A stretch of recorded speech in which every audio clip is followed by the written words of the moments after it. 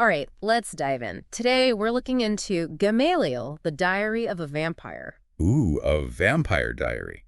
Sounds juicy. It is, but maybe not in the way you'd think. Okay, I'm intrigued. Tell me more. So it's written from the perspective of this woman, Vilma Z, Vilma Z? Got it. and she's chronicling her transformation into what she believes is a vampire, but it's more than just your typical vampire story. Sounds like we're in for a ride. So what's the deal with this Vilma? Who is she? That's the thing. The editor who found the diary mentions how little we actually know about her early life. Mysterious from the start. I like it. Right. There are these little hints about past travels, encounters with, like, mysterious forces. She calls them or they. Ooh, spooky. Like she's been running from something. Exactly. And the setting she's in definitely doesn't help. She's living in this creepy old house with this odd couple, the M's, and their son. A creepy old house, huh? Classic horror movie setup. Totally. And she describes the son as, well, really disturbing in her diary. Yikes. Not exactly the ideal roommates when you're potentially turning into a vampire. No kidding. And right from the start, she's describing all these unsettling things in her diary, like a constant chill in her room, a feeling of being watched. Okay, that's definitely sending shivers down my spine. Yeah, and then there's this whole other layer with the occult stuff. She mentions these qliphoths. They're these negative spiritual forces in Jewish mysticism. So we've got a mysterious past, a creepy house, and now hints of the occult. Layering it on thick, aren't we? Oh, it gets even better. This is where things take a seriously dark turn. Uh-oh, I'm almost afraid to ask. Vilma starts having these intense, episodes, and she interprets these as her becoming a vampire. I knew there had to be some actual vampirism in this vampire diary. Oh, yeah. In one entry, she describes this, like, overwhelming surge of energy, almost superhuman, and she attacks and drains something she calls an abomination. Whoa, hold on, drains? What does that even mean? Yeah, it's kind of vague, but it sounds like she's feeding off of its life force or energy or something. She wakes up afterwards totally disheveled, covered in this unknown substance. It's pretty intense. Okay, so we've got some serious vampire action going on. But what's fascinating to me is how she's trying to rationalize it all. Right, like she's not looking at this as a curse or anything. She sees it as, like, a stage of being. A stage of being. Interesting. Go on. She connects it to, like, energy depletion. Like, she needs to replenish herself by drawing energy from external sources. Huh. It's like she's describing this primal instinct, Yeah. a need to feed on something outside of herself. Exactly. And remember that creepy son we talked about? Oh yeah, the disturbing one. What about him? Their relationship gets even weirder. He seems to know what's happening to her, even leaving her these cryptic notes, almost like he's encouraging her. Seriously creepy. It's like he's playing a part in her transformation. Totally. And Vilma's thoughts about him, about other people too, become, well, kind of monstrous as the diary goes on. So the darkness is growing inside her. I'm getting chills just thinking about it. It's chilling stuff, for sure. And then Vilma gets really into the occult. Okay, so the occult comes back into play. Big time. She starts experimenting with drugs, rituals, all that.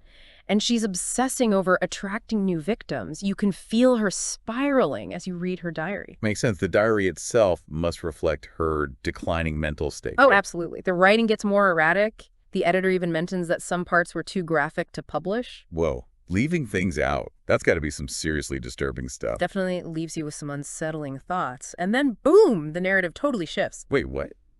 Like, out of nowhere? Out of nowhere. We're suddenly in this section titled, get this, Dance Doll. Dance. It's jarring, like hitting a wall. They'll dance. Okay, that's a vibe change. Totally. We meet this new narrator, unnamed, connected to a deceased woman, Roma, and another deceased person, Organ. This Organ guy was, like, deep into the occult. Interesting. So we've got a new story, new characters, but still connected to the occult. Yeah, and as you read, you start noticing these parallels between this new story and Vilma's. Like what? Give me an example. Well, Organ, like Vilma, was obsessed with this mysterious idol. And this idol is surrounded by these rituals and this really disturbing aura. Huh. It's like the editor is intentionally drawing a connection here. Right. Are these separate stories actually intertwined somehow? Makes you wonder. Definitely makes you wonder.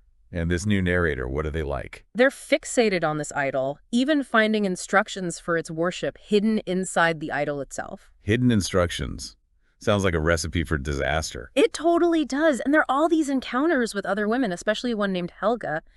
And it all seems tied to this pursuit of power through the occult. Obsession, power, the occult. Sounds like we're hitting some familiar We themes. are, but then there's this whole other detail that's just, well, weird. Okay, hit me with it. I love weird. The narrator talks about retromingent women. Retromingent women.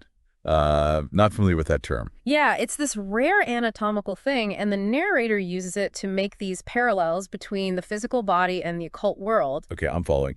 It's like they're saying the physical and the spiritual are connected, mirroring each other. Exactly. Like even a weird anatomical feature can be significant in the occult. Now, that's thinking outside the box or maybe inside the body. I don't know. Right. And then they talk about astral flights, which are basically out-of-body experiences. Astral flights. That sounds a lot like Velma's interior universe, doesn't it? It totally does. Could they be accessing the same realms just through different ways of getting there? It's definitely possible. And think about what this means. Both of them are suggesting that there's more to reality than we see. Oh, that's deep. So we've got these two people drawn to the occult, having these altered states of being, and they're both connected to this creepy idol and its rituals. Yeah, like they're on these parallel paths headed towards, well, something. But what? Yeah. That's the question, isn't it? Yeah. It is a big question. And this is where the editor throws in this major curveball. Remember that letter fragment from the beginning of the diary? The cryptic one. Yeah, I remember. It turns out that letter was actually addressed to our new narrator, the one who finds Vilma's diary. Whoa, hold on.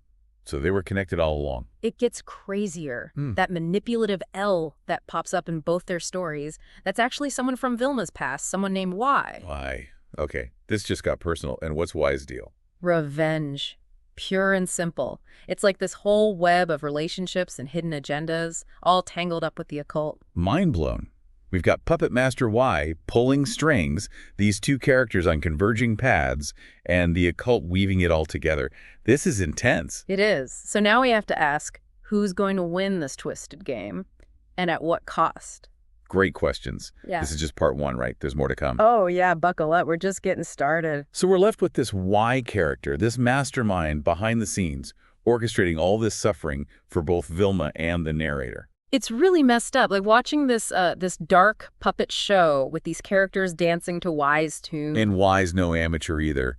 They know their stuff. Yeah. Using the occult, using these forces to get what they want. It's the planning that gets me, you know? The way they've thought this all out, it's like they're playing the sick game with people's lives. High-stakes game for sure.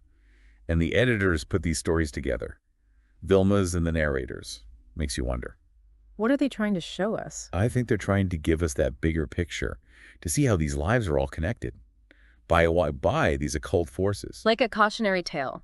Both Vilma and the narrator, they're both looking for something more. Power, connection, whatever. But it all leads to this dark stuff. Yeah, that desire for power, it can really mess you up, especially when you're using these kinds of methods. And the editor doesn't shy away from the details, right? Vilma's descent into darkness, like they're saying, look, this is what can happen. It's a reality check.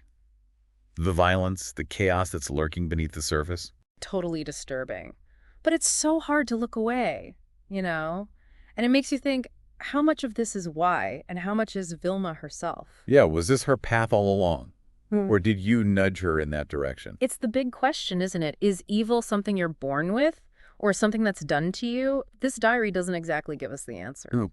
And that's part of what makes it so creepy. It makes you examine your own desires, you know, the forces that might be at play in your own life. Makes you think, like maybe we're not as in control as we think. And then there's that whole retromingent women thing. Oh, yeah, that was a strange one. Right. But the narrator uses that as a metaphor, saying that even our bodies can hold these clues to these hidden forces. It's like saying the line between the physical and the spiritual is blurrier than we realize. And they talk about those astral flights, too, those out-of-body experiences. Kind of reminds you of Vilma's interior universe, right? Definitely.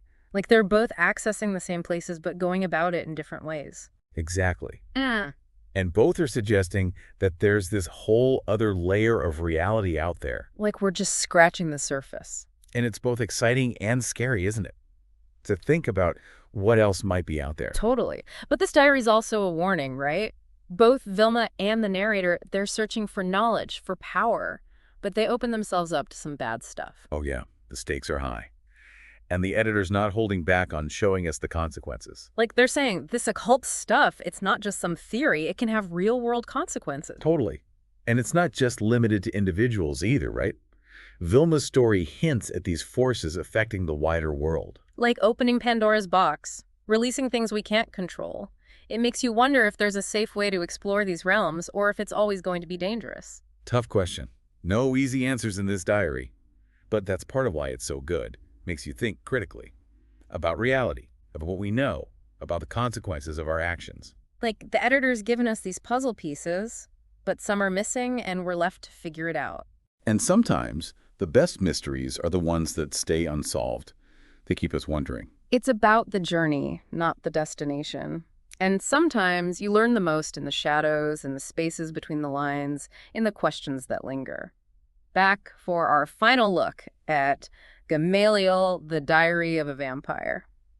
Man, this story's been a wild ride. All these twists and turns, all this darkness and mystery. Definitely sticks with you. And the ending, the way the editor wraps it all up, well, they don't really wrap it up, do they? No, not really. More like they leave us hanging with this uneasy feeling, like this story's not really over. It's like they're saying, all right, your turn. You've seen the evidence. Now go figure it out. So many questions. What happened to the narrator? Did they ever escape? Why? What about that creepy idol? And Vilma, where did she end up? I think that's the whole point. We're not supposed to have all the answers. The editor wants us to keep thinking about it, consider the possibilities, come to our own conclusions. It's powerful, right? How this story just gets under your skin and makes you want more. And it reminds you that not all stories have a nice, neat ending. Life's messy like that.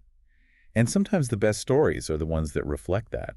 We're just left with these pieces, these glimpses into this hidden world. And it's up to us to try and put it all together. And isn't that kind of how we experience life anyway? Always trying to make sense of things, figure out why things happen? Exactly. This diary, it's like a reflection of that. All these fragments, unanswered questions. It's us trying to figure out the world. That's deep. So we're getting Vilma's story, sure, but it's filtered through the editor. There's so much we don't know, so much left to the imagination. And that's part of the magic, right? We get to fill in the blanks, come up with our own theories. It's more than just a scary story. It's like we're all detectives now, trying to solve the case, figure out the characters, the forces at play. It's a psychological thriller, a philosophy lesson, a warning, all wrapped into one. Exactly. It makes you question everything. Reality, free will, good and evil. Like, are there these forces out there that we can't even see? Things that can control us? People have been wondering about that forever. And this diary, it just adds fuel to the fire. Reminds us that there are things we'll just never understand. Makes you feel small in a way, but it's also kind of exciting, isn't it, to think that there's more to reality than we know? It's that mix of excitement and fear that keeps us coming back for more. So I guess the big takeaway here is it's okay not to have all the answers. It's about asking the questions, being open to the mystery. Couldn't have said it better myself. Stay curious, folks. Keep searching, keep exploring. This has been an amazing dive into Gamaliel, The Diary of a Vampire. Lots of darkness, lots of intrigue, and even more questions. Who knows? Maybe one of you listening will be the one to crack the code. Find those missing pieces.